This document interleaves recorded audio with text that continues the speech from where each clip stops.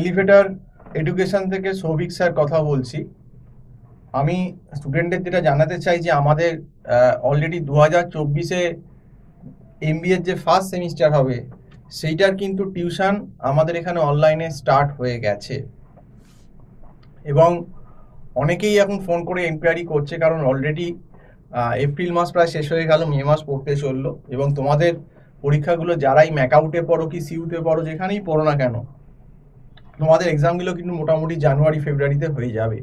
কাজেই যারা 2024-এ এমবিএতে ভাবছো যে অ্যাডমিশন নেবে কোথাও, মানে ওয়েস্ট বেঙ্গলের ভেতর, সে ম্যাকআউট হোক, সিইউ হোক, কল্যাণী হোক, যেখানে যে ইউনিভার্সিটি হোক না কেন, এমবিএ ফার্স্ট সেমিস্টারের কিন্তু সিলেবাসটা মোটামুটি সব জায়গাতেই সেম, 19-20, 80% সেম, 70 to 80%। তো সেক্ষেত্রে কিন্তু এই QT paper, quantitative technique, micro economics, macro economics, accounts, statistics, এগুলো কিন্তু থাকবেই থাকবে সব ইউনিভার্সিটিতেই ফার্স্ট সেমে। কাজেই সময় খুব কম এবং সিলেবাসটা সব থেকে বড় কথা খুব হিউজ। যারা অলরেডি অ্যাডমিশন নিয়ে ফেলেছো 2024-এর জন্য কোনো ইউনিভার্সিটিতে বা কলেজে, বা যারা এখনো অ্যাডমিশন নেবে ভাবছো, মানে এখনো নেওয়া হয়নি কিন্তু করবে ভাবছো, তাদেরকেও আমি বারবার করে বলে দিচ্ছি যে তোমরা যদি ওই কলেজ খোলার সময় সেই সেপ্টেম্বর মাসে তোমাদের মনে হলো না এবার আমি টিউশন নেব, তখন টিউশন নিয়ে কিন্তু কোনো লাভ কিছু হবে না। কারণ সেপ্টেম্বর, অক্টোবর, নভেম্বর, ডিসেম্বর, এই 4-4.5 মাসে মাঝখানে আবার পুজো আছে, তুমি ধরেই নাও তাহলে কত মাস পাবে। কারণ এই কিউটির যা সিলেবাস, ইকোনমিক্সের যা সিলেবাস বা স্ট্যাটের যা সিলেবাস, পুরোপুরি কিন্তু শেষ করা যাবে না এবং তার সঙ্গে তোমাদের কিন্তু অ্যাকাউন্টসও পড়তে হবে। কাজেই সেক্ষেত্রে আমি বলবো যারা একটু অন্য ব্যাকগ্রাউন্ড থেকে আছো, যারা কিন্তু আর্টস থেকে এসেছো, যারা কিন্তু সায়েন্স থেকে এসেছো কিন্তু ইকোনমিক্স জানো না, স্ট্যাটিস্টিক্স জানো না, বা অ্যাকাউন্টস জানো না, অ্যাকাউন্ট ফাইন্যান্স, তাদেরকে কিন্তু আমি এটাই অ্যাডভাইস করব যে শুধুমাত্র ওই কলেজের ভরসা না করে, কবে কলেজ সেপ্টেম্বর থেকে চালু হবে, এবং সব থেকে বড় কথা কলেজে কিন্তু ইন্ডিভিজুয়াল অ্যাটেনশনটা সেভাবে হয় না। এবং যারা একটু উইক আছো, দুর্বল আছো, যারা কোনোদিনই হয়তো সাবজেক্টগুলো করনি, এই কিউটি পেপারটা, ইকোনমিক্স, মাইক্রো ইকোনমিক্স বা ম্যাক্রো বা তোমার অ্যাকাউন্টস পেপার, তাদের ক্ষেত্রে কিন্তু আমি বলবো যে আগে থেকেই টিউশন নেওয়াটা কিন্তু উচিত। আমি এরকম অনেককে দেখেছি আগের বছরও যে ক্যাজুয়ালনেস করতে গিয়ে আলটিমেটলি কিন্তু ফার্স্ট সেমিস্টারে সাপ্লি এসে গেল। যেমন এবারেও আমি ভিডিওতে আগেও বলেছি যে এবারে কিন্তু ইকোনমিক্স কিউটিতে অনেকেই সাপ্লি পেয়েছে, যদিও কিন্তু এবারে ইকোনমিক্স আর কিউটি পেপার অনেকটা ইজি হয়েছিল, কিন্তু তা সত্ত্বেও সাপ্লি পেয়েছে। তার মানে কি তারা খুব ক্যাজুয়াল ছিল।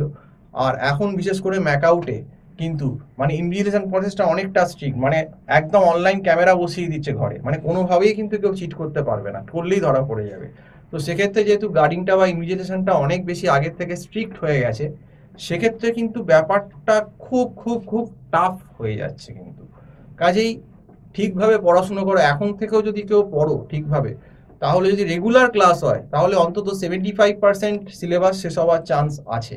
কিন্তু কেউ যদি সেপ্টেম্বরে এসে বলে আগস্ট সেপ্টেম্বরে স্যার আমি পড়বো, সেক্ষেত্রে কিন্তু ওই 50-60%-এর বেশি খুব টেনে টুনে 50%-এর বেশি সিলেবাস শেষ করা যাবে বলে আমার অন্তত মনে হয় না সম্ভব বলে। কারণ কিউটি সিলেবাসটা প্রচণ্ড সিলেবাস, স্ট্যাট 1 স্ট্যাট 2 মিলে।